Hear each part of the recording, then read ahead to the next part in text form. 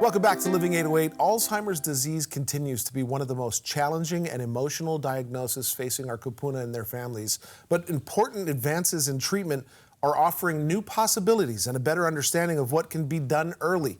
Joining us in studio today are two leaders on the front lines of this effort. Dr. Corey Liao, a neurologist and researcher with Hawaii Pacific Neuroscience and the Hawaii Memory of Alzheimer's Disease Center, and LJ Duenas, the Executive Director of Alzheimer's Association. Thank you, gentlemen, for being here. Appreciate it. Pleasure. Such a big topic, and we want to jump right into it for our viewers, so let's get right into it.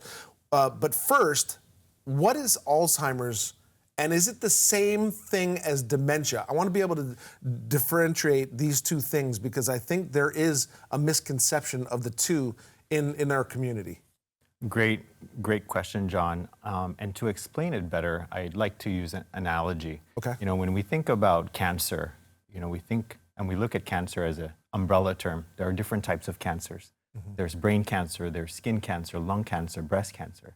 So when you think of cancer, think of the word dementia. Dementia is an umbrella term as well. There are many types of dementia, and Alzheimer's is the most common form of dementia. And so Alzheimer's is all dementia, but dementia is not all Alzheimer's.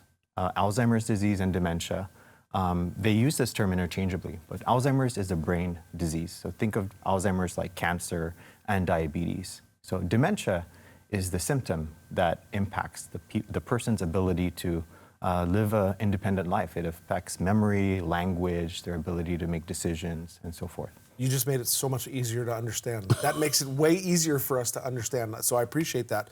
The next question then what can be done for Alzheimer's, and are there really any side effects? Yeah, so thank you for that great question. For many years, all we had to offer, John, was just what we call symptomatic treatment, mm-hmm. treatment that just treats the symptoms, doesn't slow the progression of disease. But that's been like 30 years since I was a neurologist. Mm-hmm.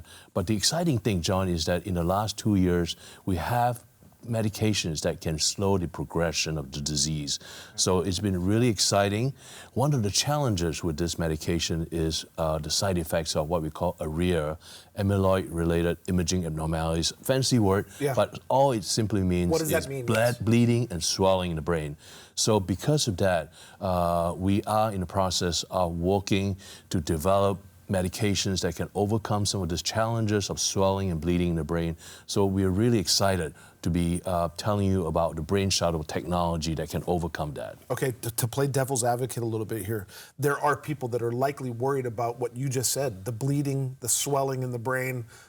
You do say that there's a medication that could subside that a little bit. What about those people? What do you tell those people that are worried about the initial effects? For example, I had a patient that really declining in her memory, mm-hmm. but she really did have risk factors for bleeding and swelling in the brain, but because the only approved medications are this medication, she went ahead and unfortunately she suffered a stroke and now is taking seizure medication because she took this medication.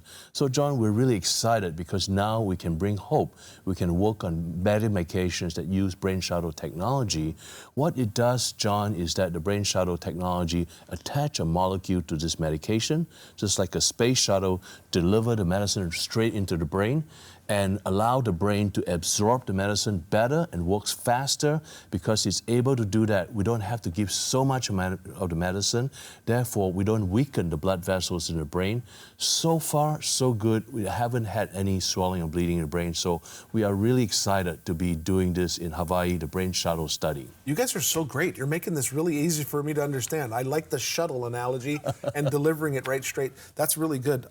If somebody wanted to know more information about the Brainshuttle, where do they go for that? Please call us at 808-564-6141, 808-564-6141, or info@hawaiineuroscience.com. There's a QR code on the screen. What is that for? That takes you straight to the website, okay. Give you information about the different treatments as well as the new treatment option, the Brainshuttle treatment option. How can people also, so thank you for that, the Brainshuttle, and I'm sure there's great information there, but Alzheimer's in Hawaii, how can we find out more information about that as well?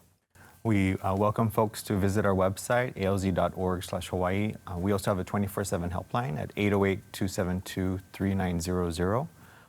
People can call or reach out to us online for support. We offer caregiver support groups, conferences, individual care consultations, and a number of caregiver education and brain health programs as well. From all of us here at Living 808 and KH12, thank you for all the work that you're doing. It's so important. I appreciate it. Happy holidays. Pleasure. Thank you for being here Thank with you. us on the show. Thank you. Thank you, Pleasure. guys. Thanks. Make sure you check out, if you've missed any of that, you can see this interview and all the information that they provided on our website, kh12.com, shortly after the show.